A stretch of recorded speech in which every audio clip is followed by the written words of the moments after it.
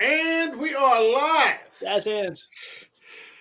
So, welcome to episode 159 of An American Werewolf in New That's Jersey. still hard to believe, though, dude. Really? Yeah, 159 fucking episodes, for people that, 159 movies that for the most part, I'd say 150 of them I fucking love. Mm-hmm. And like no end in sight. All right. So, yeah, let's just fucking keep going. We just keep going till the clock runs out, as I say sometimes at work. Till the wheels fall off. Yeah, exactly. The fucking wheels fall, or my headphones fall apart, or we fucking blank out in the Wi-Fi, or something like that. It's always fucking something. So let's see. We've got in the house tonight. We've got B.B. Wells, the famous blues singer. And the occasional what are you, like a romance writer or something like that for Reader's Digest. I write sci-fi fan fiction for all you 12-year-olds. You know what fucking happened? You know what happened to me today? And just an example of the way this week has been fucking going. I got fucking I don't know if someone's trolling me or what, but I got a fucking email from somebody saying, "Hey, would you be interested in starting to write romantic fiction?" I'm like, no. Do you know who the fuck you're talking to? Like, just Maybe it was from that girl that blocked you because you were worried that her boyfriend was going to break up with her on Valentine's Day on Twitter. I'm sure if he's got half a fucking brain in his head, he fucking did. We got to get him back on. I'm gonna find that boyfriend and send him the link to Midsommar. We need to talk to this dude. We need an intervention. What Eric is talking about, Bill, BB, sorry, is this was hilarious. The Brie animator on fucking Twitter said, "My boyfriend has never seen Takashi Miike's audition, so I'm going to take him to see it tonight on Valentine's Day for a first-time fucking viewing." And I'm like, "Why? Do you want to break up?" And she's like, "No, you dummy. We just like horror movies." I'm like, "Well, fucking good luck with that one." And next thing I know, I got fucking blocked. Yeah, she called him a creep and ran away. Oh, did she call me a creep? Because I couldn't read any of the other comments after that. You can't like, you're taking a boyfriend to watch it, watch some guy get his fucking leg sawed off and like needles in his eyeballs, but I'm the fucking creep. Okay. You're the weirdo. Yeah, exactly. Fucking Danny. That's okay, Danny. Sorry, I didn't mean to not validate you, Danny. Please, don't burn me in the bearskin. Oh yeah, absolutely, it's torture porn. I will say my wife and I did begin watching The Last of Us for Valentine's Day, so we didn't quite make it to the romantic part. Okay. Yeah. We started watching. Wink, nod. Okay, yeah. What did you think? I liked the premise. I only got like halfway through the first episode before I fell asleep because I was drinking wine, but I like the premise. It's playing out pretty well. I'm gonna go back. So the third episode, for some reason they went on this fucking gay utopian fucking interlude, which was really weird. But it wouldn't have even been bad. But what ended up happening was, I don't want to give it away. I don't want to give the ending away. But like, like I said, that's something that should have happened like in the second season. Like we're about to cover Penny Dreadful. Right.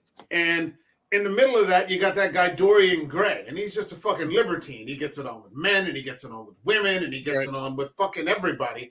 But like, they actually focus on like part of the season is him getting it on and having a relationship with like this transgender prostitute.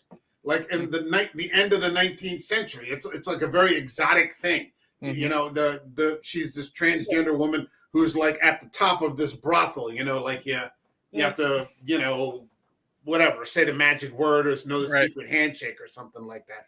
But the point of it is that happens after all the characters are fully established over a full season. And then in the second season, they start to expand on something like that. And it fucking works. But yeah, for some reason they put that in the third, and I don't want to give away the ending, but just trying to come up with another Game of Thrones where you're just throwing porn in there.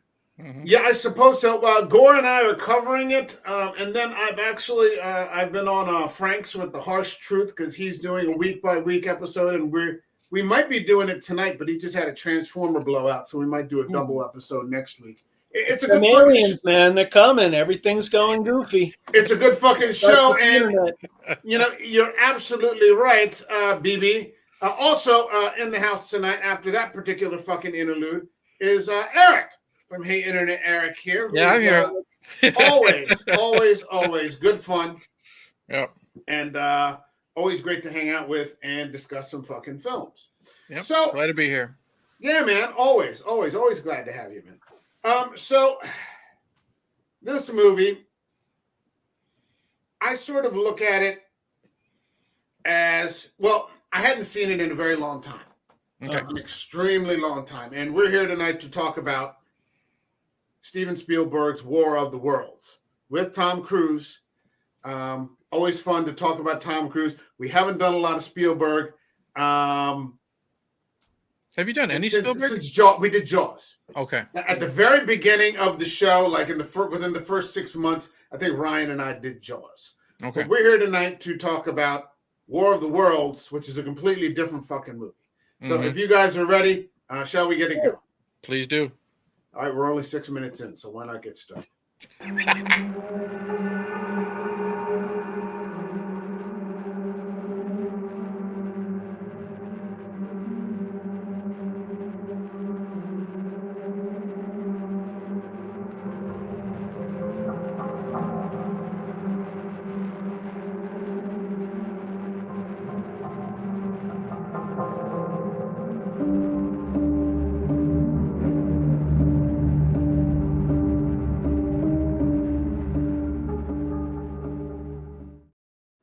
So one of the first things I put in my notes was that this is a very timely movie because clearly we're under attack by UFOs ourselves right now. Yeah. And with the past 2 years, not to mention the past 20 years before that, if a fucking UFO just came up out of the ground and we had found out that it had been under there for millions of fucking years, I don't think anybody at this point would be particularly surprised. Right. You just feel like, oh, is it fucking Thursday already? Yeah, okay. I was gonna say, yeah. Well, it's Tuesday. We took so long. Yeah, exactly. We definitely exist in the dumbest timeline ever. Yeah. I was talking about the Hadron Collider, which is that machine in Canada that supposedly opened up a black hole. So it changed our timeline, and now we're in the timeline where Trump can be president, and the U.S. is shooting down UFOs on a casual Thursday. So that's where we're at. And it doesn't even get it gets like 3 minutes on the news. Yeah. Before we go back to talking about, whatever the fuck they talk about, the budget or Nancy Pelosi retiring or Dianne Feinstein retiring or, it's a fucking UFO. It's like 5 UFOs in like a week, and you're just like, why are we talking about Dianne Feinstein? Because we can't stop talking about Sam Smith and his little pointy hat and his pop star weirdo. And Rihanna sniffing her own butt at the Super Bowl, and Lady Gaga having the Illuminati thing up there, man. That's clearly a thing. Gaga's got some girl fucking sticking her fingers down her throat to projectile vomit on her chest while she's playing the drums. And I'm like, what the fuck are we looking at, man? Every joke that they told in Mad Magazine when I was a kid about modern art is coming true. Yeah, I know. It's ridiculous. It's all fucking Andy Warhol's fault. It makes this film look like cinema. Yeah. And it's not. Let's get to that. I consider this movie to be a companion piece to a film that I also love very much. And if I can find it, here it is. To a film that I fucking love. I'm talking about M. Night Shyamalan's Signs. Mm-hmm. So within a couple of years, this movie came out, I think, in 2000 something or other. I can't read it. 200. I think this was 2004. Okay. Signs. War of the Worlds, 2005, 2006. This sort of thing. But I largely consider them to be. It's like a match set. It's basically alien invasions and family dynamics. These catastrophes that are occurring again. But hello, can you? I froze too. Hold on. You're not frozen with me. Hold No, on. you're moving fine.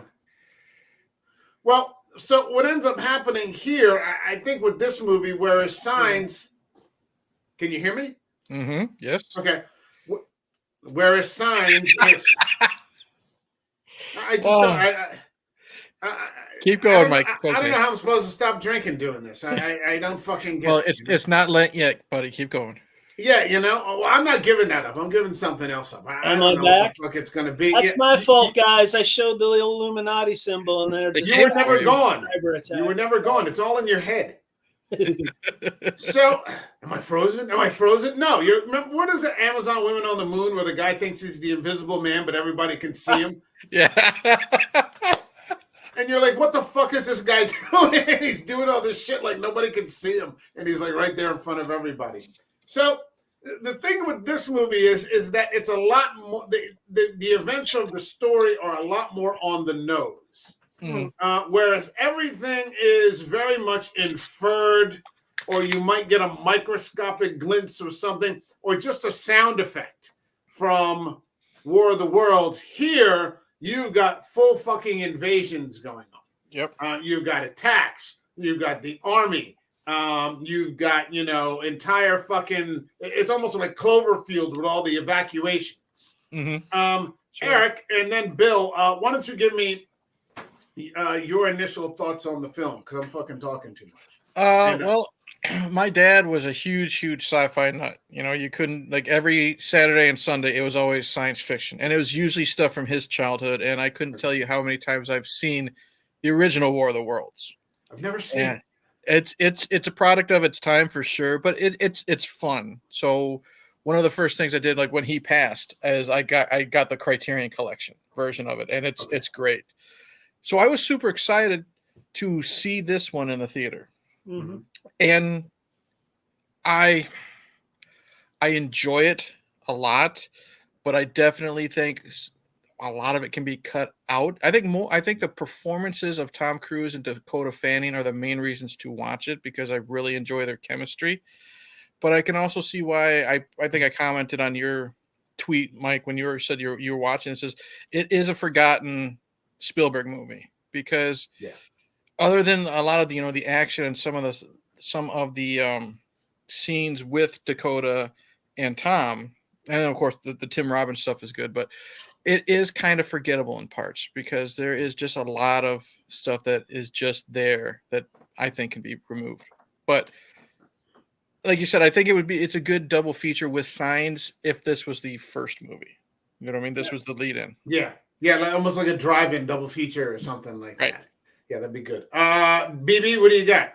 I'm like Eric. I grew up with sci-fi in my blood. My mom was a big sci-fi movie buff, and we watched the original War of the Worlds at home dozens of times on the old Dr. Shock afternoon chiller and Mad Theater, and I loved it as a kid.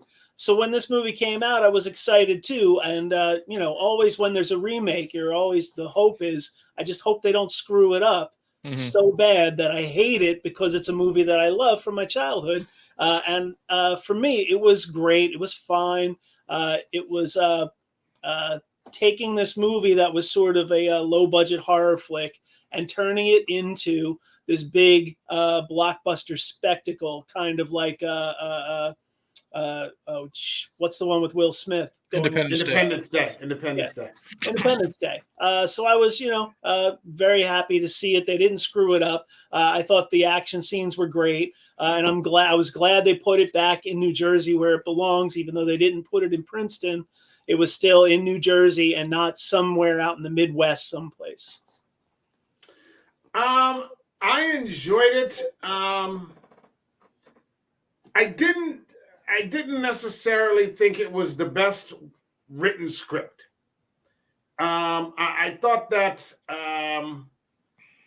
Tom Cruise was good. Tim Robbins was fucking great.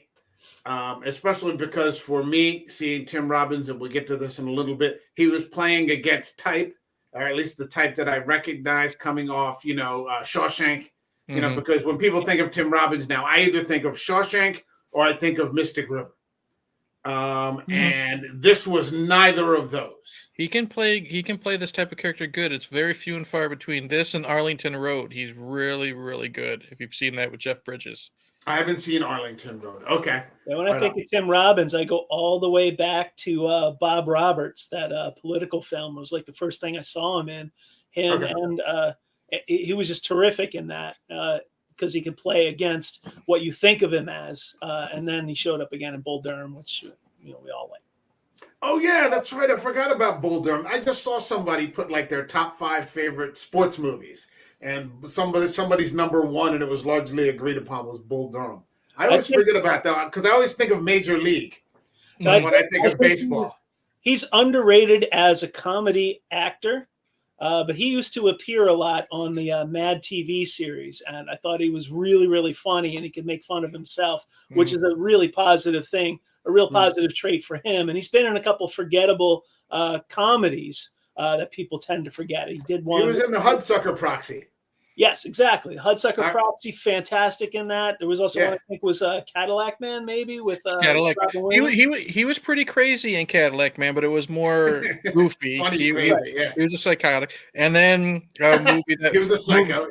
A movie we'll never discuss here. One of his first roles was Howard the Duck, of all things. Everybody's got to start somewhere. All right. I remember the Hudsucker Proxy. I mean, Paul Newman was in it, but I also remember Anna Nicole Smith in her peak was also in it, and I was like, oh, okay, we could watch this for a little bit. This will be fine. And Bruce Campbell's in that one too, so it is a high quality. Yeah. Of course. Now, the problem with this, for me, with this film, and I've said this many times, and I've retracted it also, is the storyline with the children. I am an enormous Dakota Fanning fan. One of my favorite fucking movies of all time has her in it, and I'm talking about Man on Fire, where she is just around the same age as this, going line for line with Denzel Washington. And that I mean, she must have been 10 or something like that when she did that, and she is just fucking perfect. I mean, they both are. So this isn't a child actor thing. This is, I think, a shitty story or bad script or weak script point kind of thing. Here, she has nothing to do but screech. She just screeches the entire time. And then you have the son, Robbie, who is probably the most insufferable son of a bitch I've run into in a long time. And I literally just got finished watching this before we went on. Okay. So let's get into this a little bit. We've got Tom Cruise, and he's like some sort of union forklift operator. They touch on that briefly, but never do anything with it.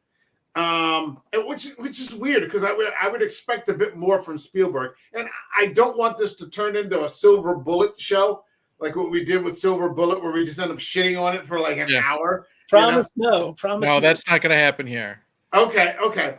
And he's just like this forklift operator who has like a 12-hour break.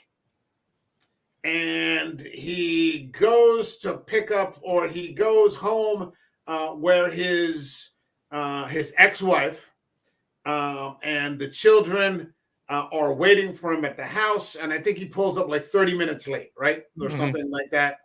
And you're already under the impression that he's not a bad person. He's just sort of almost like a neglectful dad. Yeah, he's that lovable working class guy who just can't seem to put it all together, and it's biting him in the ass, but we love him anyway because, damn it, it's Tom Cruise. Yeah. But he's not doing that the color of, well, he is sort of doing that the color of money kind of grin thing going. He's got that. We've got that Tom Cruise going at the very beginning where he's trying to get through all of these fucking faux pas with humor. And like nobody else is laughing. But then again, nobody's really kind of upset. He's like Hank Moody in Californication. You just kind of roll your eyes and roll with it because you realize this is kind of who he is. Yeah. And his daughter is the only one who, just comes up and gives him a hug. Hi, Dad. How's it going? She just, the daughter seems to have some empathy. Yeah, she doesn't really want to hug him, but she knows she should hug him, type of thing. You know what I mean? Like there's definitely like, I don't want to say burn bridges, but there's definitely some broken bridges there. But she knows that's still dad. I'm gonna hug at least in front of mom and everybody, and then I'm gonna go in my room and like ignore you for the weekend. Well, I think you get the sense that it's like an exasperation. It's almost like Liv Tyler and Bruce Willis in Armageddon. Mm-hmm. Where she has that one scene where she tells him, "Look, I know that you're born with like this natural immaturity, and I forgive you." But and he just kind of rolls. I know, I love that line too. And that look on his face is like, yeah, all right. This kind of thing. And I think you've got that. And so I like Dakota Fanning, and I was okay, Dakota Fanning, because like I said, I haven't seen this easily in 10 years. And then you get Robbie, who's just this fucking dickhead. Mm-hmm. Oh my God. Like, I just, so, and then you've got the wife, and she's like, she like didn't sit well with me because she's coming in the house, and like going through all of his stuff. And I was just like, these people are all really fucking annoying. You can tell why their marriage didn't work. A little bit too good for him, for the character. It's like he swung and hit way outside of his comfort zone, and he deserves to not have her because, damn it, she just screwed up. Well, she married down. She married down, but now has remarried up. Right. And she is just with this response. I think the guy is there, isn't he? Or something like that. Is he there at the pickup? And, he's like Mr. Perfect, this, that, or the other. And Tom Cruise has an engine block sitting on his like kitchen table. Yeah. And there's no food in the fridge and all this different shit. And so you're going through all the typical things, and then you've got to stumble through the trope where, he's got the power struggle going on with the older son, who keeps calling him Ray. Yeah, I wanted to smack him. Yeah, you just want to kick him really fucking hard in the nuts. That scene where they were playing catch, and when Tom threw the ball to him extra hard and meant it, I'm like, oh, I just wish your aim was off a little bit and just kind of beamed him. You know what I mean? Yeah, like right in the fucking kneecap or something like that, you little piece of shit. Yeah. So, I mean, they've got this going on back and forth, and there's no food. And so, he gets into the obligatory argument with his son, and then, he just goes to bed. I was going to say, then he just goes and takes a nap. He just goes and like his kids just show up, and he's like, I'm going to fucking sleep. You guys, what about any food? Well, just order something, And I guess he must leave her some money there or something like that.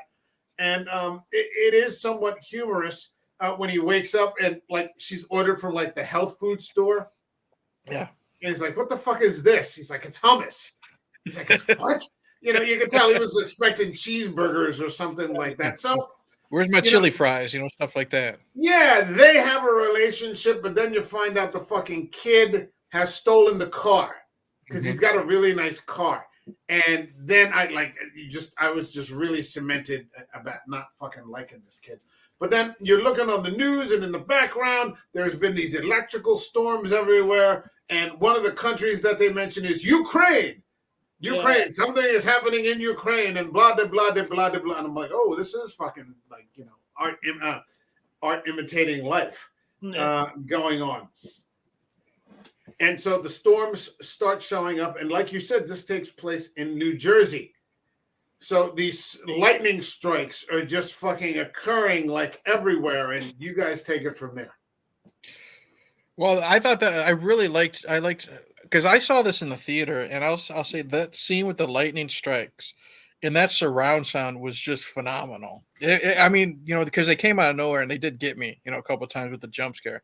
And I did kind of like how, Dakota Fanning is getting scared, and Tom Cruise is just like, she was saying, she said something like it's awful close or whatever. Oh, lightning never strikes the same place twice.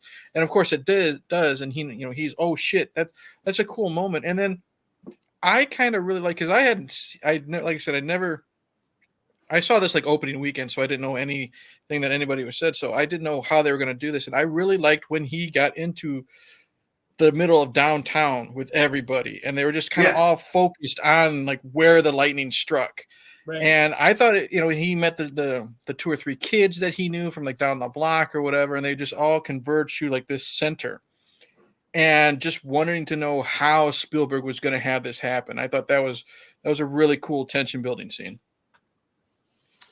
And well, I mean, it gets right to it pretty much from there. The lightning starts, and Dakota Fanning's freaked out, but he's got to find his fucking car. Which just drives me. That kid's just driving me crazy because he's just nothing but a pain in the ass the whole fucking movie. Yeah. And so he goes out, and I mean, they're all looking around and seeing what's going on with the lightning striking here and there, and then just like that, it just rises up out of the fucking ground. I mean, and then, like from there, it's just fucking on. Yep. And I mean, for 20 years, there were some effects that were better than others, but the tripod effects I thought were really fucking good. And I just watched it, and it held up pretty fucking well. Yep. And the best part was the sound design. The sound of those tripods and the horn is just fantastic. Yep. They still use them at NFL games. In the middle of the game, they'll just play that horn to get the crowd psyched up. It's a really, really well designed piece of special effects. Yeah, and I mean they're intimidating, and fucking scary, and they're just fucking huge. And just all of a sudden, like out of nowhere, he's there with those guys, and the fucking ships just start zapping people. Mm-hmm. Like they just start fucking disintegrating. And you're like I didn't see, like I said, like the third or fourth time, I hadn't seen this in a long time. I'm like, fuck, man. Yep. These people are just getting fucking zapped in their clothes. You're just watching clothes drop, like out of nowhere. And I mean, it was pretty good effects. The original, the tripods look like they came right out of the original story, and the death ray, the heat ray, that is the selling point. That was the best part because I'm a big fan of the original, not only the original movie, but the radio broadcast back in 1998, which I love to death. And seeing that come to life was just the best part of this movie.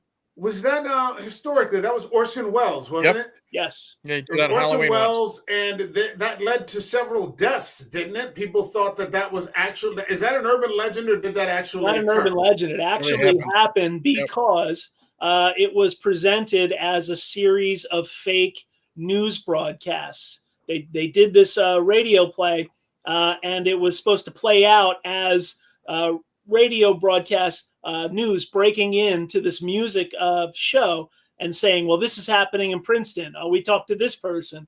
There's interviews. Let's go live to the scene. And they're describing it in these news clips and then going back and forth between that and music. Now, people tuning in late, missing the intro, just thought this was real as fuck. So they started freaking out, panicking, running into the streets. I mean, this is a nationwide network broadcast. So people everywhere were running out into the streets with shotguns, shooting at water towers because they look like the tripods. So they said up to 1.2 million people actually believed in the 20th century that the world was being invaded by monsters from outer space. Hey, man, if it happens tomorrow, I'm not fucking surprised. I'm telling you. I mean, these days, who the fuck would doubt it? Right. Hey, we go from shooting at water towers to shooting at balloons, man. It's all full circle. So yeah, what's fucking next? Jesus Christ. If you watch enough Joe Rogan, he's on UFOs all the time. And I think there's some sort of show on Netflix about UFOs going on right now or something like that. Every other show on Netflix is about UFOs, it seems. Yeah, and there's a great channel on YouTube called the Y-Files. Like it's like a play on the X-Files, and it's usually about UFO paranormal shit. But I mean, I just love that scene where he gets home, and he's covered in the zapped ash of other people. Yeah. And you're just like, fuck, man, that's gnarly. Yep. That's just so fucking gnarly. And his daughter's like, what is all that shit all over you? Yeah. And he realizes it. He goes into the bathroom and runs water all over himself to get that shit off. And, they just start fucking packing it up. Now, at what point does the EMP go off and they lose all the power in the town? Almost right away. Yeah, okay. It's really early. Yeah, it happens very early. It happens before they come up out of the ground. It's part of the lightning strikes. When the lightning strikes come down, then everything else is just, it follows from there. All the cars are dead. Mm-hmm. And so that's how they end up stealing that one minivan. Right. Somehow that one, he could bypass the electronic ignition. Because what had happened was it was dead when the power went when they zapped all the power with the EMP. The car was already dead. That's because someone was working on it. Yeah, the solenoid. He replaced the solenoid after or like right after all the zapping. So he replaced it with a part that had not been zapped. Okay. Mm-hmm. And so he's got the only operating fucking car.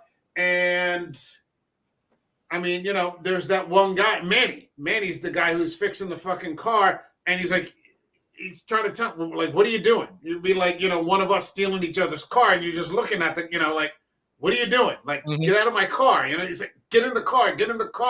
Just get in the car right now. And then eventually the guy gets mad. And just as he starts to get angry, he gets fucking zapped. Yep. And you're just like, fuck, man. Fucking Manny's gone, poor bastard. And, the kids are just being fucking annoying. Where are these things from? Robbie's, are they from Europe? And, that's when the screeching starts. Take me to mom's. Take me to oh, you're like, oh, my God. Yeah. Like, if you had transplanted them out of the movie, and because I think in the original, it's just about like a group of people, isn't it? Like one man and then like his interactions with other people as this unfolds. It's like there is no deadbeat dad story. No. So, I mean, I'm not exactly sure if they were trying to humanize it or whatever.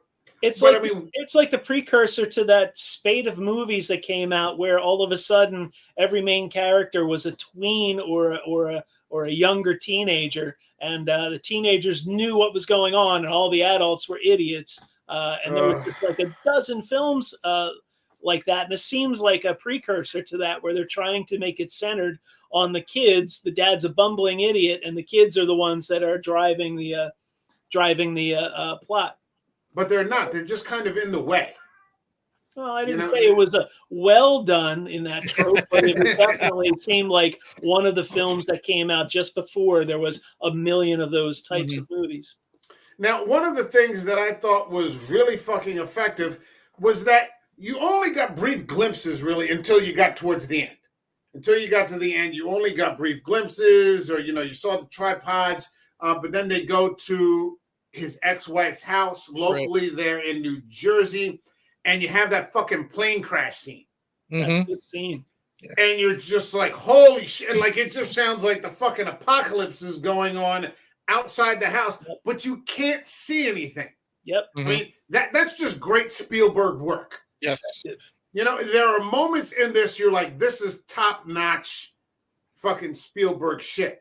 It's just that the script isn't that great. It's not his best script that he's ever worked with by a mile. I wonder if it's because it's not, air quotes, an original script like most of his other movies are. Maybe it's because it's adapted from a book, or also a remake from a earlier movie. I don't know. I think he was intentionally just directing it at a younger audience. It's a blockbuster audience, and that's got to be written at a 12-year-old level. So it's not his best, dialogue. It's not his best plot necessarily, but I think it's for what the movie is supposed to be. It's an alien invasion movie. You're gonna direct it at the least common denominator. It's not going to be, Spielberg at his best. It's Spielberg trying to appeal to the 12-year-olds. Yeah, because you want to fill the butt. This isn't Munich. Like, Munich is my favorite Spielberg movie. It literally is, more than Jaws or whatever else he's put out. Even Schindler's List. Munich is my favorite. This is not that. Yeah. This is to put butts in the seats. Yeah. So you probably It's a sci-fi CGI effects spectacular popcorn movie. You're just going to have a popcorn movie. So you're just going to have the most basic plot points and the most basic performances. Right, and you not got to that have the really kids bad. in there because that's going to bring kids to the theaters with their parents. Yep. Otherwise, parents aren't going to be going probably, because we can't leave the kids just to go see, War of the Worlds, that kind of thing. But yeah, I mean that plane crash is just a motherfucker of a scene, and for me, I think it's probably my favorite scene in the whole movie. Mm-hmm. It's really frightening because I had forgotten. I'm like, what the fuck is going on out there? And they had a couple scenes like that throughout the movie. There were a couple in Tim Robbins' basement that were like that. The Hudson Ferry scene. Mm-hmm. Well, before we get to that, I mean, just before that, we see what happens because society is broken down where they have the scene because Tom Cruise has a gun. Right. He has a little revolver, and you see what happens when he gets to the Hudson Ferry with the van, and it starts to turn into a fucking riot because he's got the only operating car. Yep. Yeah, and they start wrecking the vehicle, and they're pulling him out of the van, and they're pulling the son out of the van, and just, the guns start coming out. And that was also kind of a disturbing scene because it's realistic. It shows when pushed what humans will do, and it doesn't matter. You could be with your best friend. To survive, a person will do anything to anyone, and I think that was a really good scene too. And it's fucked up because there's nowhere to go with the van. Right. Like no one's even thought that out. Right. He's able to get a car working, but he's got to get off of this sort of island of Bayonne, and how's he going to do it? And right, but I mean, not even that, but I mean, the people that are stealing the van from him, right, are already at the destination. Mm. So what are you stealing the fucking van for? Yeah, it's just the animal instinct taking over, the panic. Yeah, this is going to keep me safe. Right. So I'm just going to take it from this other person. I don't care if their kids are in the car. I'm going to murder this guy right in front of his children just so I can have this van that isn't going to take me anywhere. That was, at the time, didn't play so well. That's something that Cloverfield did a lot better at capturing that sort of, we saw that kind of panic in New York, and it didn't turn into that. It turned into everyone helping each other on 9/11. And Cloverfield, it was kind of having gone through it, being on the East Coast, being within eye shot of the towers. You're a little bit offended that Spielberg's like, yeah, those New Yorkers are just going to riot and kill everybody, and it's not true. He's your fucking LA guy. I mean, even if like when Snyder did Man of Steel, and they have that terraforming machine, and Fishburne is going to die trying to save his one employee who's trapped underneath that fucking rubble, and they're trying to like leverage they're trying to lever the fucking concrete off of her, and like these two guys are just going to die. They're just going to stay there, until the end because they're not going to leave her. I mean, we've seen in real life situations that's really not what people do.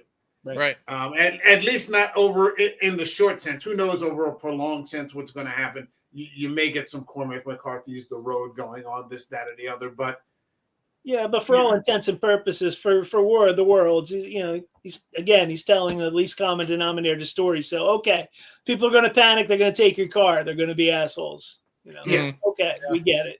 So, the ferry fucking capsizes. Robbie does do that one because he runs into that woman that he knows from the neighborhood.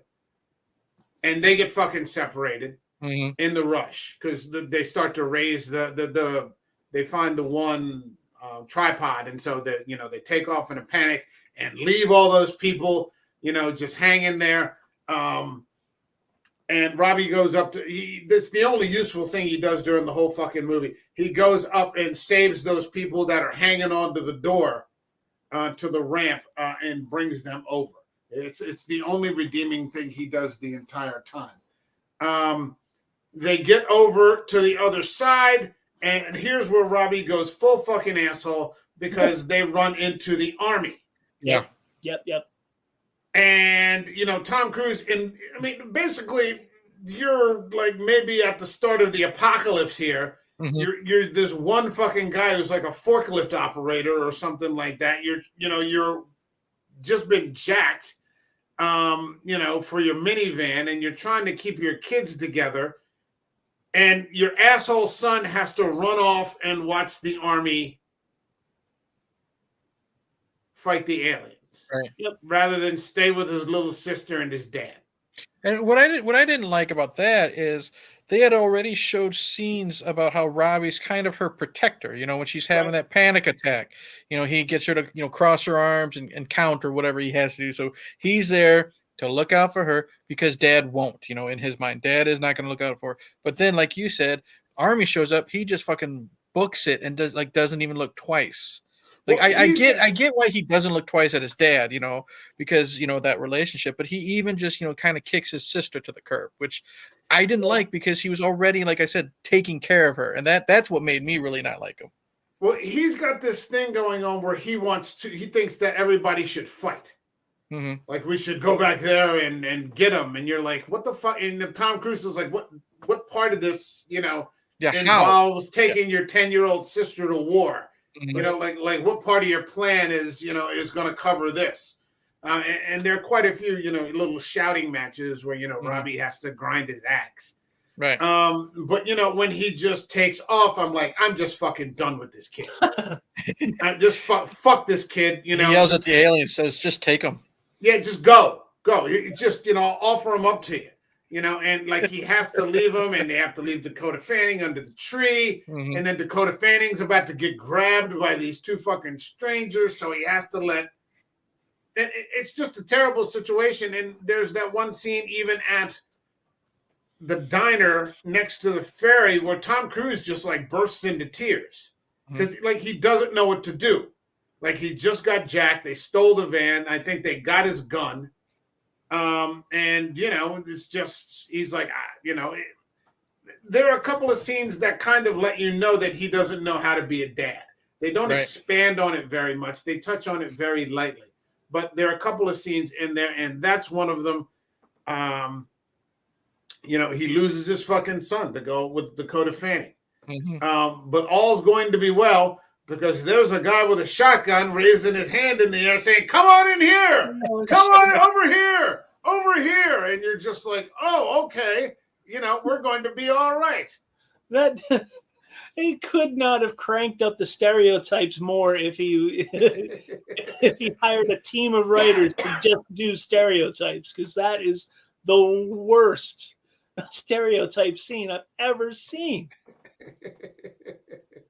This is not Spielberg's finest hour. Go ahead and tell me about Tim Robbins. Well, I mean, Jesus Christ. All right, we get it. You want to shit on the Patriots who are overblown. It's a couple of years after the beginning of the Iraq War, so you got something to say about people who are, performatively patriot and waving the flag and callously telling people they should go to war. But come on, dude, this is not the place for it. For Christ's sake. I mean, Tim Robbins does it perfectly. He just nails this sort of amalgamation of everything you hate about Fox News watching patriots and their guns, and it's just ridiculous. Now, Tim Robbins is a character that has lost everyone, or at least he claims to have lost everyone. He's clearly under a lot of stress. A little bit. Living in his basement, right next to where the army is fighting. Like, should you really be there, man? Maybe you should leave. Like if the aliens are fighting in right in front of your house, maybe you should go out the back door, and like take off with everybody else. So like I live about 10, 15 meters from the road, like, you pull out of the driveway and, you're there in the road. If the aliens in the army with tanks and, this big Cloverfield size scene with F-16s, we're flying overhead and having a battle right in the middle of my fucking front yard, I might not stay there. Right. Hell no, he ain't leaving. Tim Robbins has his pump action shotgun, probably a nice Remington. He paid a good $150 for back then. And he's going to fight the aliens all by himself. Now, when I first saw Tim Robbins, I'll be honest with you, I was reassured because I'm, oh, it's fucking Tim Robbins, okay, because I immediately think of Andy Dufresne. Yeah. I immediately they thought had of him holding the shotgun like he was Charlton Heston at that NRA meeting, from My Cold Dead Hands. I mean, it was just a shot for shot recreation of that, just to put the nail in a little deeper. It was ridiculous. We get down there, and he's got Dakota Fanning and Tom Cruise in his basement, and at first he comes off, kind of okay, even though, like I said, it really doesn't make any sense, because they're watching this battle occur from the basement, like right in the fucking yard. Mm-hmm. And you're just like, okay, should you really be there? But, that being neither here nor there, we get another scene of Tom Cruise, being the deadbeat dad because he doesn't know the songs his daughter likes. Right. Like his daughter asks for like 3 songs that she loves and he doesn't know any of them. So he's just kind of making up a song that he likes. Yeah. Which at least it wasn't like, Poison or, some 80s hair band or singing Bon Jovi or something. Yeah, Cinderella, he's, what's that one? Living on a Prayer or something like that. Oh, God. It is after all. It might as well be Bon Jovi. He could sing Cinderella. Don't know what you got till it's gone. Oh, Jesus. Yeah, yeah. I don't know what you got. And he's pulls out that voice. That would have been awesome, actually. That would have been awesome. That would have been real on the nose right there. But, I mean, Tim Robbins had some interesting points. He's like, these things, and that's an interesting point, and we didn't really get into it, is that these things were under the ground, must have been under the ground for like millions of years. Mm-hmm. Right. So millions of years before humans came along, maybe in the time of the dinosaurs or after the dinosaurs or at some interim period, a whole planet's worth of these fucking tripods landed, and I guess we're just grown over for, millions of years, and then finally these aliens just come back through the lightning strikes. Yep. That's a cool scene when he's exploring the downed airplane and he runs into the film crew and they're like, yeah, oh, hey, check this out. Yeah. And the aliens are riding the lightning. Ride the lightning. Yeah, exactly. Yeah. Into the tripods. What's that kid from Stranger Things, Eddie? They're doing Master of Puppets. Master. The guy's just making the metal face. That would be awesome. See, we're adding to the movie right now. We could have fucking walked in there, the 3 of us. Hey, Steve, you could be doing better with this, man. Come on. You were worried this was going to be Silver Bullet talk. No, we're being a lot more positive than we were on Silver Bullet. So not exactly, but but it's just as much fun. It's fun. It's fun. I think what happened with Silver Bullet was I was shocked because I walked into that stream thinking we were going to talk and be positive about Silver Bullet. And then we all just started talking, and we're like, "This fucking movie sucks, man." And we started showing like the graphic novel images, illustrations compared to like what Everett McGill looked like. And even Rod was like, "What the fuck is that, man?" Yeah, you go from a really cool, badass illustration of the werewolf to fucking a one-eyed Smokey the Bear. You know what I mean? Yeah, and you're just like, and Rod was like, "What the fuck?" Jesus Christ. And I got my copy of Silver Bullet right over here. Don't misunderstand me. If come Halloween or at some rainy Sunday, I probably wouldn't hesitate to put it in. But it's not a great movie. It's not a great movie. It's fun. As Eric likes to say, that's a good word to describe it. It's a fun. Yep. So, and Tim Robbins has gone all tin. Well, it's not tinfoil hat because they're fucking aliens in his yard.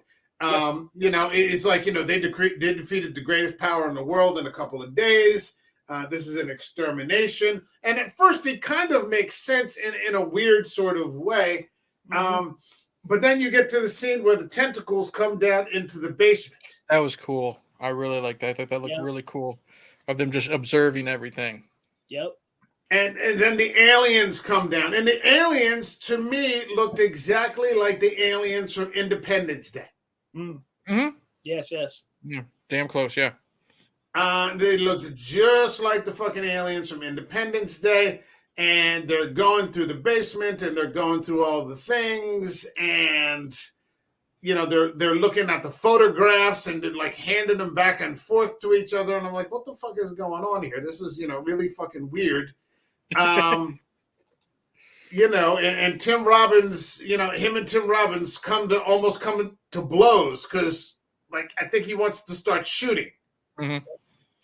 And so that doesn't pan out. And I guess, long story short, Tim Robbins starts having a full meltdown in the middle of the fucking basement. And Tom Cruise goes Mission Impossible. Mm-hmm. Yep. And just walks in behind. And I love how he closes the door. Yes. I did like that. He just closed the door, like, don't look. Mm-hmm. Whatever happens, just don't look. And then the next thing you know, rest in peace, Tim Robbins. Mm-hmm. Right. But it's not over from there. And here, is where I thought was one of the better scenes, is where they both get grabbed. Yeah, I didn't expect that. Yeah, so, I mean, they both get grabbed. Dakota Fanning gets grabbed. Tom Cruise finds some hand grenades. And I'm like, okay, well, maybe this is a bit much, but okay, let's just ride with it. Roll with it, dude. Yeah, we're just going to roll with it. And, they get up there and there's all those. Oh, yeah, you forget that they're exsanguinating all these people. That was fucking disgusting. Mm-hmm. That was fucking disgusting. They're exsanguinating all these people and then just spraying the blood back out everywhere. So everything is just covered in blood. Jordan Peele had a real good callback in Nope. Just seemed like a tribute to that scene with part of his aliens. I went to see that and I don't remember it. Okay.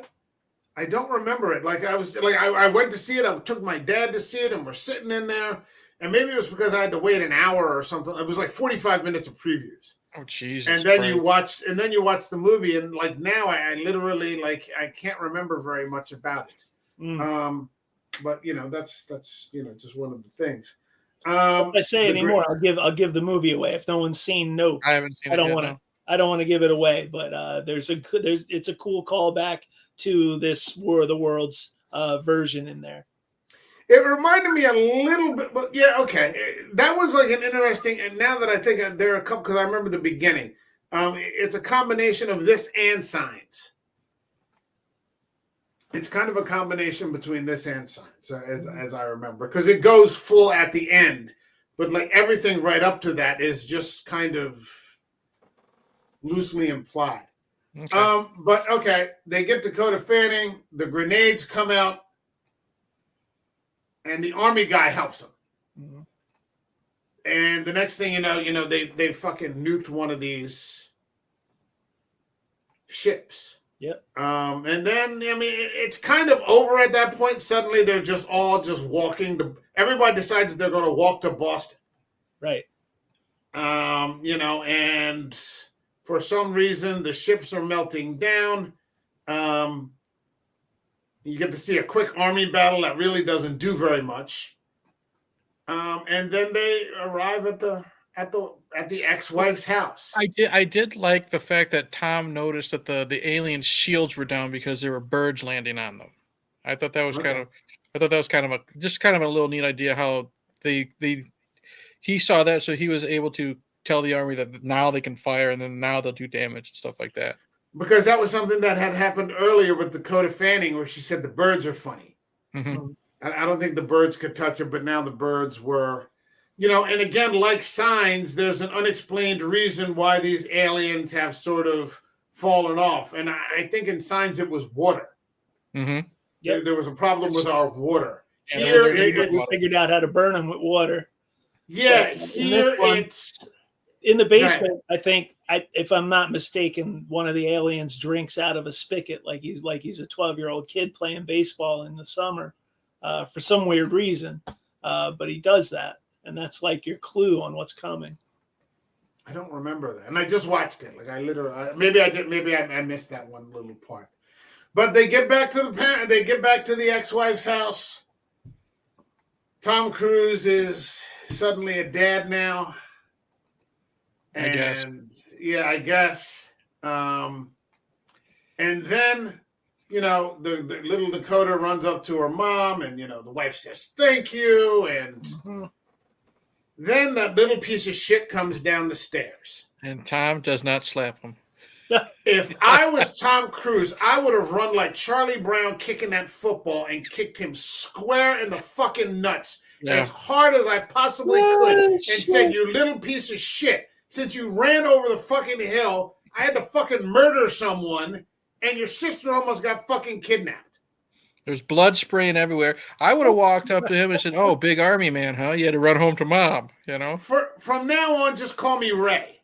Yeah. Okay? Just call me fucking Ray. Nice. Yeah. Dick.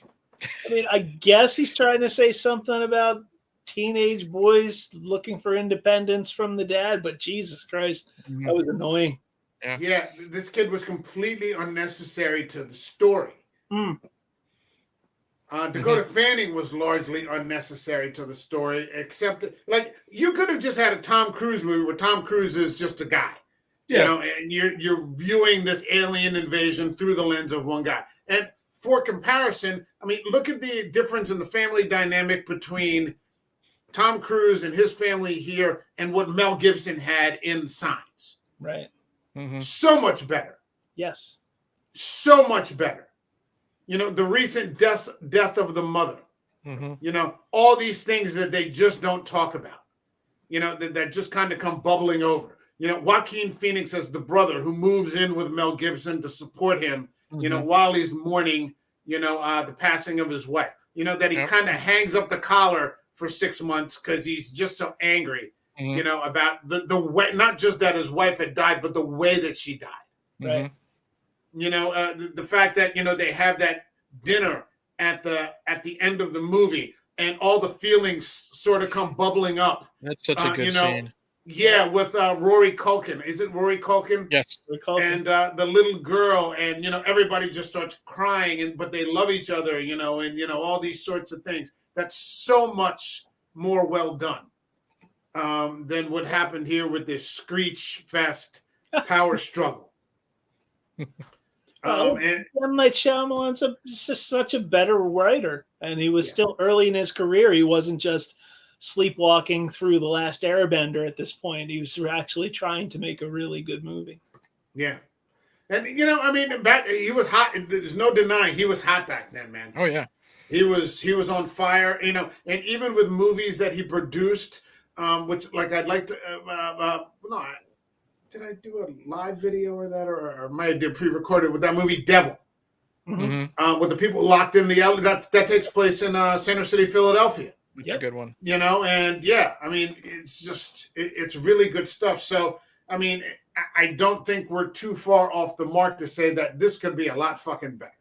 Yeah. Or at least that particular dynamic, even if you had just had one guy, Tom Cruise, trying to go through, it probably would have been a better movie. It fucking detracts from it. And so the aliens have died of COVID. Indeed, they have. Yeah, the aliens have died of fucking COVID. And Morgan Freeman comes back on, and the movie ends, and that's fucking it. So it's 2 hours long. I would say you probably could have cut a good 20 minutes out of it. Yeah. Especially if you're going to be in your face. Then just focus on the action. I don't need to hear Tom Cruise sing a lullaby, or do any of that other kind of stuff. But that's what we got. It still has some real powerful Spielberg moments. But it's far from Spielberg's best movie. It's kind of like when we talked about Del Toro and we did Mimic. And we said, yeah, this is a Del Toro movie. Absolutely. It's not Del Toro's best. So it sort of falls into that category. Anything from you guys? Is it? No, we pretty much we'll get to the rankings, but it's not a bad movie. It's not a bad Spielberg movie, but it's like I said, there's a reason why it's kind of a forgotten Spielberg movie because, like, if everyone did their top 5, this definitely wouldn't be in my top 5. I don't even know if it would crack my top 10. You know what I mean? But I can't think of a category where this would top my top 5 or 10. Like certainly not in terms of Tom Cruise movies. I'll say this: this is the second time Cruise and Spielberg worked together. I think the first time Minority Report was a hell of a lot better. Yeah, that was a good. I only saw that once. I think you should revisit. I really, really dig it. I watched it a lot. It's really good. Okay, I'll have to come back to that. So, is there anything in this film that you wanted to discuss that we missed? I don't think so.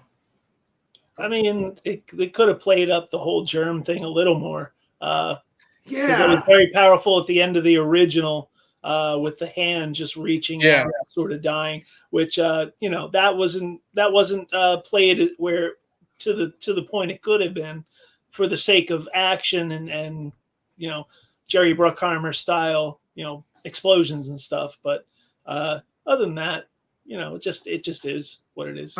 I'm trying to find, because there's a TV series now I see from 2019 of War of the Worlds, and what year was the original?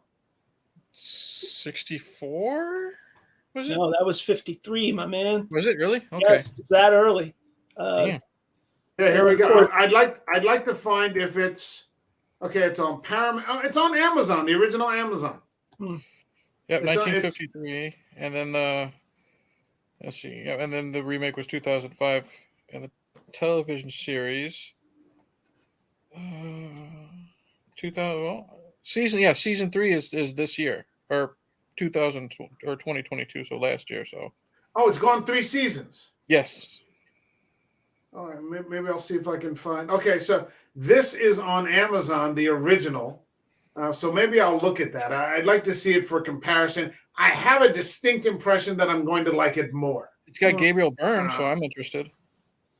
Oh, the TV series. Yes. Okay, hold on. Let me see what that's playing. This material has been recycled more times than you can count. I mean, the original H.G. Wells was 1899 that it was first written, right after the Time Machine, and it was just done in comic strips and of course the radio show. This is recycled material that's just going to go through a million permutations. Man, there's one thing we haven't discussed in this, and that is the impact of H.G. Wells. H.G. Wells wrote some fucking killer shit, man. If we're talking about War of the Worlds, help me out. The Island of Dr. Moreau. Time Machine. Time Machine. That original Time Machine movie is still one of my favorites growing up. Yeah, that's really fucking good. I remember being really fucking freaked out, and because I told you, I grew up at a drive-in, and I remember going to see that fucking Island of Dr. Moreau with Burt Lancaster, and a very young Michael York. Oh, wow. That freaked me the fuck out, man. I mean, these half man, half animal. What is the law? And then there's the original one, of course, with Charles Lawton. Where he's got that whip and he's like fucking beating the shit out of him. And then, of course, there's that shitty one with Marlon Brando that was just that one could have been so good too. Yeah, it could have. In production hell. Yeah. That had all the makings of a really, really good version. Yeah. Just Val Kilmer. Val Kilmer. I mean, just that was. I think the Critical Drinker did a production hell video of that. Yeah, that's a movie I like to watch because it's just so out there. It's not good, but there is a documentary on the making of the Val Kilmer one, which is fantastic. Just talking about how crazy Brando was. He, like always, he would refuse to read the script. That little guy that he found at the bar one night, brought him on set, and made the director put him in the fucking movie. And Val Kilmer was going through a divorce, and he was severely drinking, and that's why he was losing his mind. And the original director got fired. Yep. And apparently he put himself in like the creature makeup, and he's like hiding in the trees to make sure production is going right. It's an amazing bug nuts bonkers like behind the scenes thing, man. It's really it makes Apocalypse Now look like a normal day in a park, like a I know. efficient production. It's one of those things. I mean, if you inhale or if you ingested certain substances, will probably be a hell of a movie to watch. Yeah. And those things are decades past in my fucking rearview mirror. Yeah. But you would just sit down and like, this is a fucking crazy fucking movie. What the fuck is going on here? Mm-hmm. It's like when they did that Burton Planet of the Apes. Mm-hmm. You're like, wow, this really could have been fucking something, man. I mean, you've got fucking oh god, what's his name? Tim Roth. You've got fucking Michael Clark Duncan. Michael Clark Duncan. Yep. Forget Wahlberg. All Giamatti. You're a talking monkey. What's that all about? Say hi to your mother for me.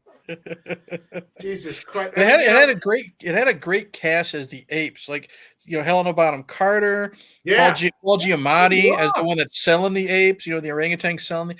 Even got Charlton Heston to be an ape. You know what I mean? So they had a great cast. It's just Paul Oakenfold doing the music for it, which is underappreciated, but it was really, really good. Yeah, I just found a DVD of that, so I may have to pop it in sometime and watch it because I've been avoiding going into the Matt Reeves hole.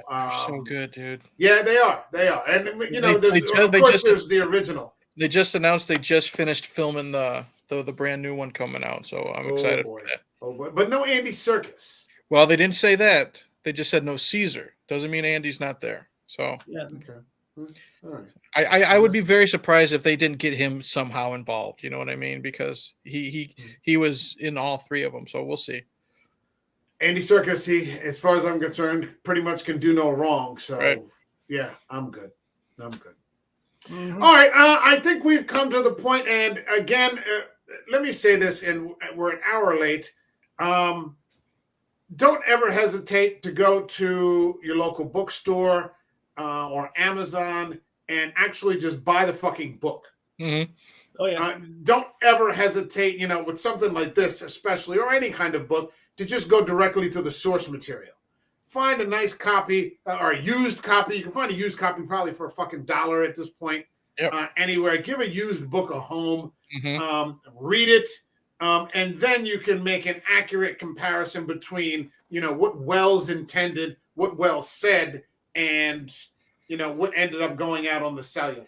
Well, do yourself a favor, go on YouTube or the internet or Spotify, listen to the radio broadcast because it's really, really well done. And, I know there's no visual. You're going to freak out. There's nothing to look at, but put the headphones on, close your eyes and listen to this thing for an hour. That's all it takes. And it's amazing what you can do with just words and some sound effects. Well, Mike said it right. Like, just go out and get the book and then judge because, because let's just say, we're not saying we don't like this movie, but if you are not a fan of this movie, that doesn't mean you're not going to enjoy the source material. Yeah. Mike, you know me, I'm a huge Stephen King fan.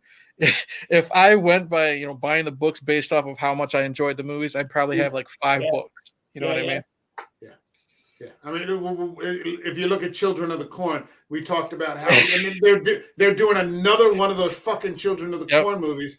And I was just telling someone, I'm like, they had perfect source material from the 25-page short story that King wrote back then. And for some reason, they just fucking refused to adapt it. Mm-hmm.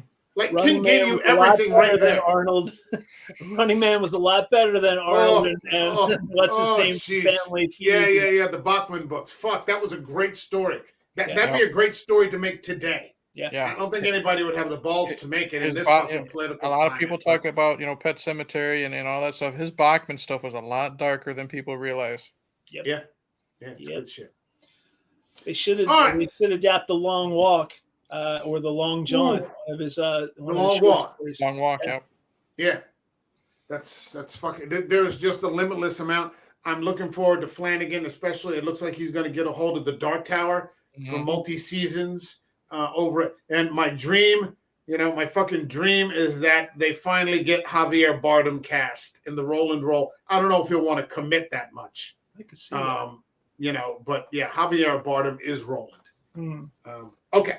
So we're finally at the point in the movie, in the show, in the stream where we rate the movie. Yeah. This channel has a rating system that goes from 0 and then by halves to 0.5, 1, 1.5, all the way to 5. So 0, for example, would be I'd rather wear someone else's dirty underwear than watch this movie again. All the way up to 5, which is like, this is cinema. This is perfection. This is the destination. This is why I watch movies in the first place. This is that, that diamond. Eric, how would you rate Steven Spielberg's War of the Worlds? Okay, we've been having fun kind of poking at it and stuff like that, but we've also said there is a lot of good in this movie. Yes. If I'm being completely honest, like I love Tom Cruise. I'm always gonna love Tom Cruise. I like when he's fucking up the songs with the Dakota Fanning. I thought that was kind of sweet and endearing, just showing how he's trying to be a dad and he's just failing miserably, type of thing like that. When she's not screeching, like in the car, I thought Dakota did pretty good. I love the look of the tripods, like BB said, the sound design is amazing in this movie. The surprising violence to it is really good. The action is good. I'm entertained when the tripods and all that shit's happening. Tim Robbins, as cuckoo as he is, and like we said, Charlton Heston as he is, you can't take your eyes off the screen during those scenes, good or bad.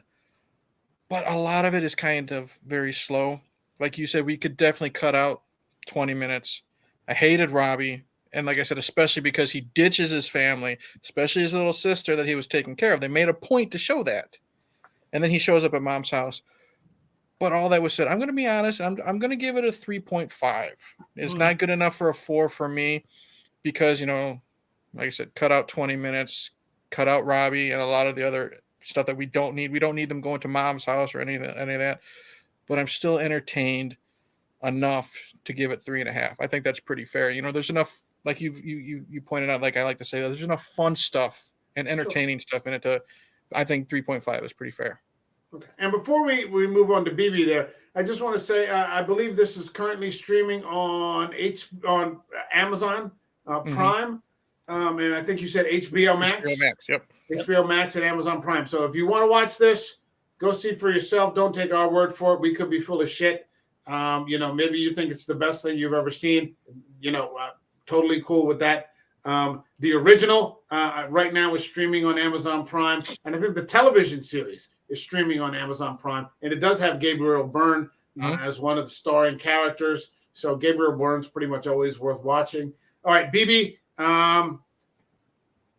what do you got for us? Not a lot different than Eric's take. I thought the movie was fun. It's a popcorn flick. I saw it in the movies. I enjoyed it for what it was. I would have liked to have seen a little bit more with the script, a little bit better dialogue. I'm a big fan of snappy dialogue, but that wasn't going to happen. The first 10 minutes of the movie, first 5 minutes of the movie, you get a feel for what's coming. So I was just like, all right, I'm prepared. Hit me with all the stereotypes, all the tropes, all the, it's a blockbuster, as long as I have fun with it. And the effects made up for that. Like I said, the sound design and the CGI, the tripods looked fantastic. So, I was in for the explosions and the plane crash and all that good stuff. I had fun with it. It's not something that I, bend over backwards to watch, but if it's on, I'll watch it for a few minutes. Watch the special effects. I thought some of it was really innovative. Like we said, the ride the lightning into the tripods, fantastic. It was good innovation. It could have been better. It could have been a lot worse as far as mainstream popcorn flicks go. This one was good enough, so I give it a 3. Middle of the road. Not great. Not terrible. Okay. All right. So you got a 3, you got a 3.5. I think we've got a Spielberg movie on our hands here. And that's always a good thing. Just in the same way that we thought Mimic is a Del Toro movie, not his best though. You have Tom Cruise, who I had no problem with his performance. I think he had a weak script. I think he had a fine actress in Dakota Fanning. who very much could have put on a performance on par with what she did with Man on Fire, because we're talking about pretty much within a year or two of that performance. She's clearly around the same age. We didn't get that. That could have been anybody. I think she was greatly underutilized there. Robbie, completely unnecessary. You could have done everything about being a deadbeat dad with Dakota Fanning and left that kid out of it. You know, it was just unnecessary. It was completely unnecessary. You had, like everyone else has said, great effects. Plane crash scene, terrifying. Tim Robbins did a great job. Could have been written a little bit better. Looking at it now and looking through the space of 10 or 12 years and this, that, and the other, could have been written a little bit better.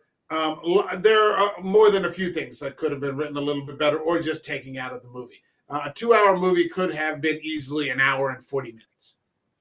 I'm going to go with, and I'm going to do something I rarely do. I'm going to be generous when it comes to rating movies. I'm going to give it a 3.5. I feel that it could be a 3, but there's something in me that says 3.5. If I was talking about Signs, I'd be at 4.5, maybe 5. I might actually be at 5. It's close. It's close. It's right there at the highest levels of entertainment, borderline, especially the way everything kind of connects at the end with the message from his wife, as it applies to Joaquin Phoenix, a year later down the road in this, hellish sort of crisis. You might actually have cinema on your hands there, even though it's through the lens of science fiction. But yeah, I'm going to give it a 3.5, and it's a low 3.5, if that makes any sense. It's a low 3.5, but I'm not going to go to a 3. I'm not going to go to a 3. I'm going to go to 3.5. So, okay. Eric, plug something. All right. Hey, Internet. Eric here is my YouTube channel. A couple days ago, I uploaded my thoughts on the original From Dusk Till Dawn. Nice. As spoilers, everyone knows I fucking love that movie. Just about an hour or so before we went live tonight, I uploaded my video on the sequel, starring of all people Robert Patrick, where he and a bunch of people go to Mexico to rob, crack a safe, and vampires show up. And then I think I'll have it. Robert Patrick has bad fucking luck in the movies, man. I'd like to see Robert Patrick do a comedy, but it's never gonna fucking happen. It's better than it sounds. You still question why vampires, use semi-automatic weapons and still want to crack a safe when they're fucking vampires. But it's a From Dusk Till Dawn movie. You roll with it.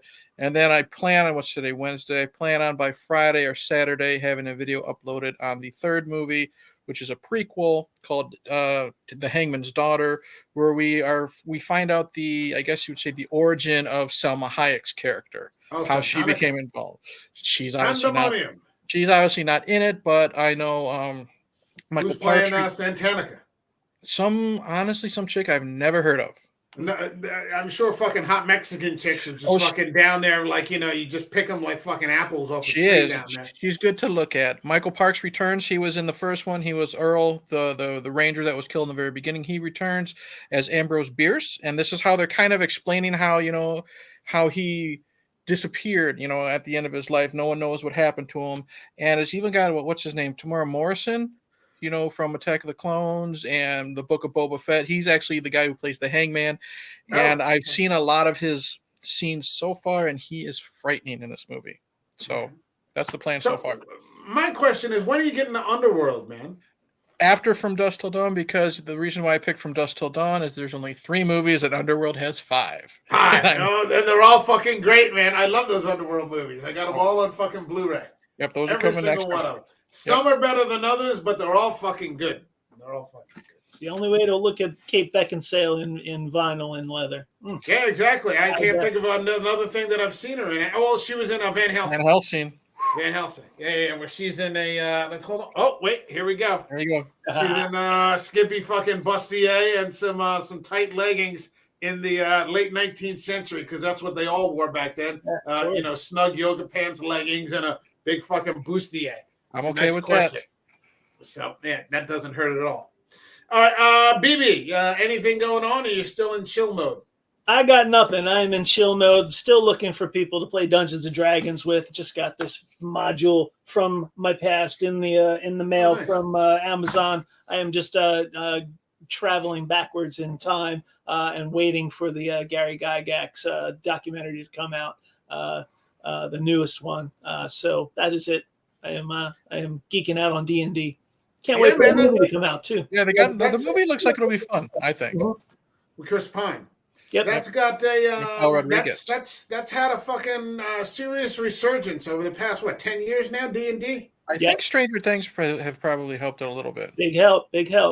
Plus, is a 5th edition, so it's all modernized for kid sensibilities. It's fun. All the kids in my school play it. We have a huge Dungeons and Dragons club that I participate in every once in a while. But I want to adventure with people of my own age, men of a certain age, and women too. And looking for someone on the Jersey Shore who wants to roll some dice and talk dragons. Cool. I think Sofia Vergara has Dungeons and Dragons, has D&D parties at her house, and she cooks food for people and all that kind of stuff. So I think her husband plays or something. So he has people over, and I guess they all. I don't think they come over to play D&D.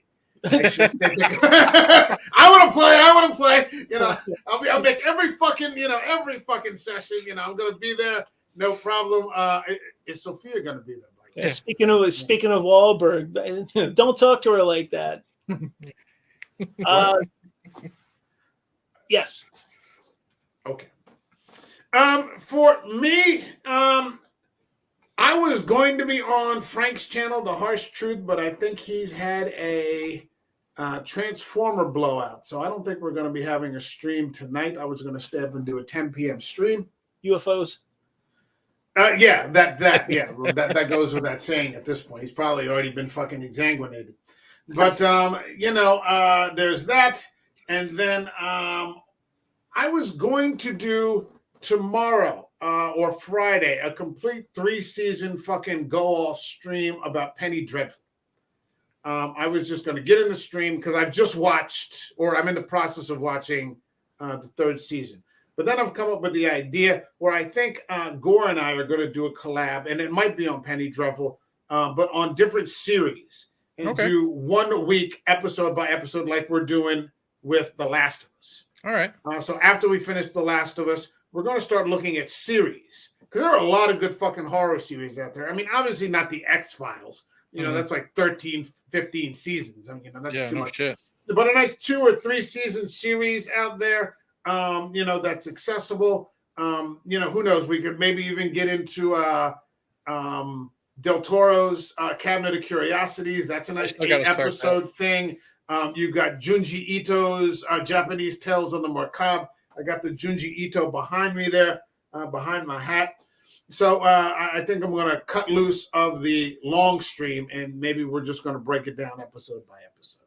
But we'll also be back, I think, on Sunday to cover episode 6 of The Last of Us, because now we're in the bottom half of the series.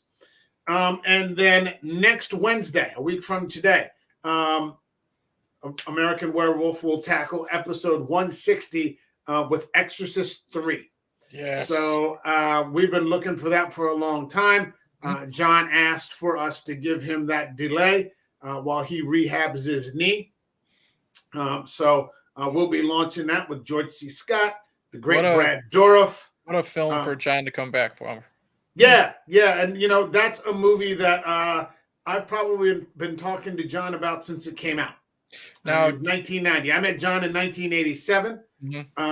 And, we've been on track with that from pretty much since day one. Now, I've already said I'll be on that episode. Now, are we just going to talk the theatrical, or do you want us to search out the director's cut as well? I have a copy of the director's cut, but I mean, I don't know what's accessible to everybody. If people wanted to, I imagine we'll probably just cover the theatrical cut. Let's discuss it with John and see what he wants to do. I'm happy to defer with him onto that. But I also want to try to get Rod back on soon. It's been a long time since Rod has been on, and so I sent. Children of the Corn's coming out. We can get him on for that. Let's not say we did. But I mean, we've got after Exorcist 3, we've got we're going back to Del Toro. We've got Hellboy. Ooh. And then that's in March 1st. And then, Eric, I want at the very least you and I to take on Ginger Snaps Back the Beginning. Okay, no problem. That's a fucking werewolf movie and a fucking half, and it's on Tubi. It's just sitting there. It's like this fucking diamond that's just fucking sitting there, and nobody will fucking pick it up. I've been very interested. You've been on my butt to get on that one, and like I keep telling you, I've been putting it off just because I did not care for the original at all. Yeah, but so far we'll see if you're still batting 1,000. Dude, werewolves fucking laying siege to a fucking soldier fort. That's a serious fucking movie. In the colonial days, that's some good shit. All right, I'm down. After that, what else do we got? Oh, we got Interview with the Vampire. That's coming up. So I imagine Eric, at the very least, will be involved in that. Yeah, more Tom Cruise. Yeah, buddy. And our first coverage of Brad Pitt. I don't think we've done any Brad Pitt at all. Although I did just see that Bullet Train movie. That was fucking funny, man. Yes. Was it? And then I'm going to go out on a fucking tangent, and maybe we'll get a big fucking group together with this. I want to do The Purge. The original fucking Purge. I like that fucking movie. That's the one with Ethan Hawke, right? The first one with Ethan Hawke. That's a good fucking movie. Mm-hmm. And so I would love to talk about that. Sure. So maybe we'll get Julia, and maybe I'll see about bringing Walk the Cinema on. Maybe Gore if he's interested. Maybe if I get Marty, if he's not doing those Gen videos all the time, or like doing some nasty thing with like a Harley Quinn action figure or something like that. We can. Hey, see if Rod wants to get on that one too. Well, I sent him the list and I told him which ones. I said, if you're interested in these, let me know. I'm happy to make whichever one you pick into a late show. Sweet. So I just sent him that yesterday. I haven't heard back. All right. I think we pretty much wrapped it up here. My thanks to Hey Internet Eric here. Yep. My thanks to B.B. Wells, the famous blues, rhythm and blues singer. We'll be back on Sunday. And until then, we'll see you in the next video. Cheers. Take care, everybody. And I need some new fucking headphones. Goodbye.